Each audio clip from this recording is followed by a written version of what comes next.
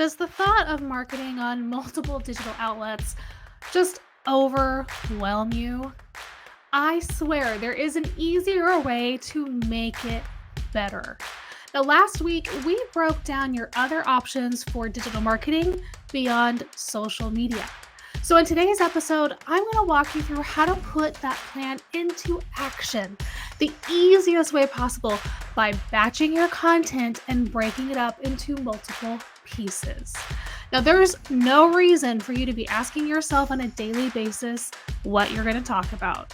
In fact, if you follow this method, you can get your entire month's marketing done in just a few hours in one shot, instead of a few hours every week or even an hour a day. Are you ready to dive in? Now, number one, you want to decide on your long form content. The first thing you have to do is decide what you're going to have as your kind of long form anchor piece of content and what those topics will be. Now, what's long form content? Think a blog post, a podcast, a YouTube video, something a bit more substantial and that you have some ownership over than just a simple social media post. Now, when you start with a long form piece of content, it makes it really easy to break up that one piece of content into multiple. We'll dig into that in just a minute. Now, you want to decide what's easiest for you and what your audience likes. Do you love to write? Write a blog. Is talking easier? Make a video or a podcast episode. Whatever you choose to make your one main piece, just start with and stick to it.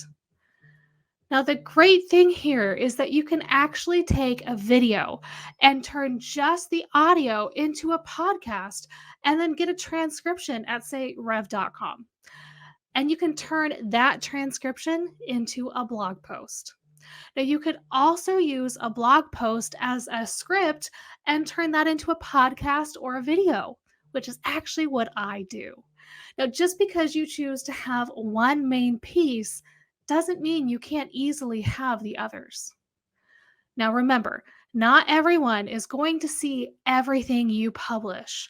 It's completely okay for you to publish the same thing in a different format on different channels. Number two, plan out the schedule.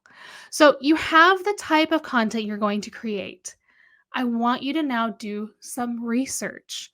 What are the most frequently asked questions you get from your customers on social media, in your inbox?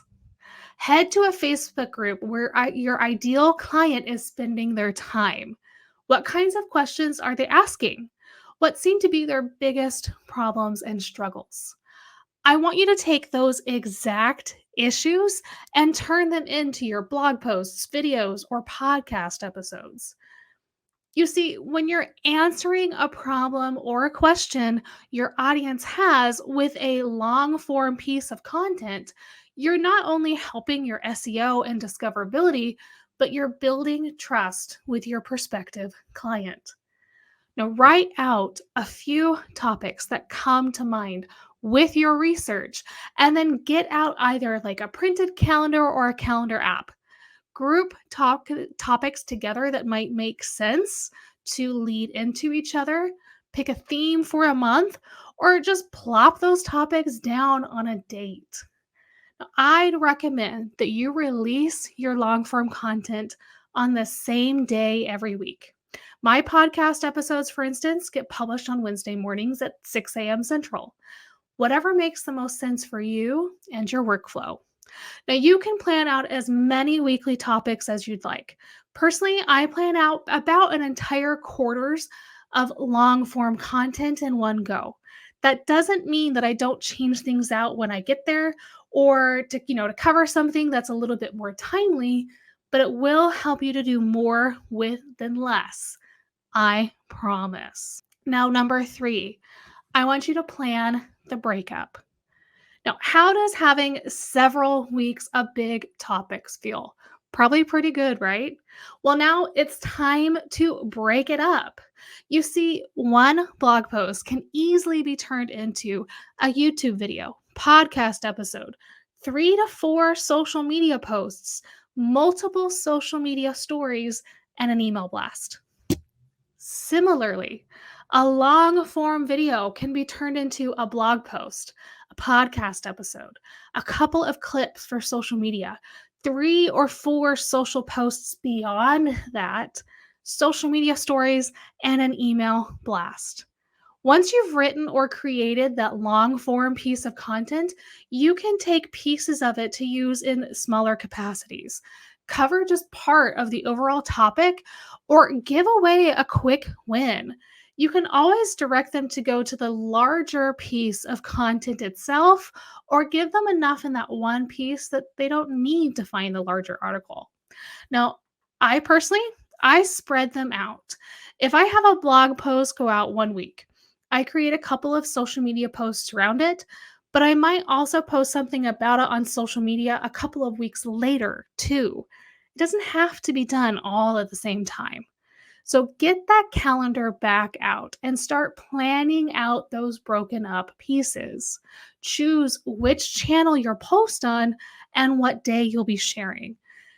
Now, this helps you to fill in the gaps, keep a theme consistent, and it helps to extend your reach on a long form piece of content since not everyone will see it the first time. Now, step 4, source your images. One of the things that stops a lot of people are the images. Where do you find them? Now, depending on how your business is structured, you may want to show your beautiful face as much as possible, especially if you are your brand. Don't be afraid to smile on camera. A tripod and the selfie timer on your iPhone can work. I do highly recommend scheduling a photo shoot with a local photographer. Plan out several poses and styles and some outfit changes. They can come to your co working space, join you at a local cafe, or even into your home office. It'll help you have images for months without all of the effort. Now, when you need to, it's 100% okay to use stock photography too. You want your ideal customer to visualize themselves and what you're writing and talking about, and they can't really do that if they're only seeing your face. If you can pay, a good stock photo library might cost you about $20 to $50 a month, but there's a lot of amazing resources that offer free photos like Unsplash and Pexels. Just make sure you double check whether or not you need to attribute the image so you're not violating any copyright laws.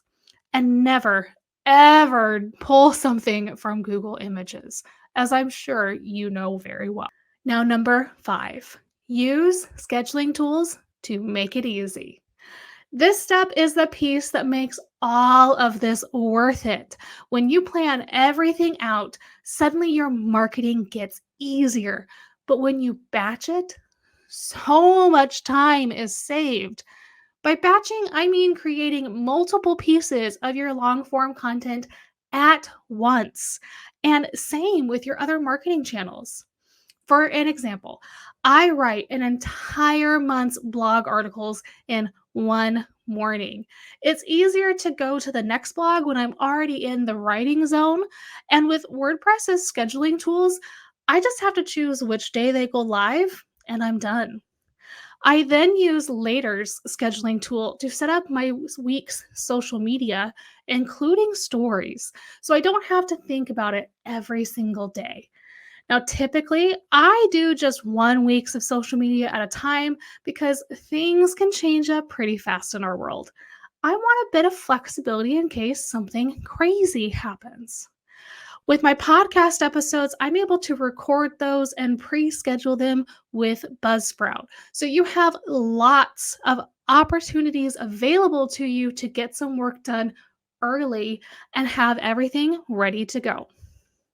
When you create a lot of your marketing content all at once and in these bigger pieces, it helps you to build up your digital marketing at a fraction of the effort you were using before. Now, if you didn't grab it last week, I want you to grab my free digital marketing plan walkthrough guide, and I've linked it here below. It'll help you think through everything you need to create an effective strategy, and it even gives you 3 months of calendars so you can schedule it all out. Plus, I've made it a fillable PDF to make it even easier. Thank you all for tuning in to our show this week. Come back next week. Cannot wait to share more digital masters.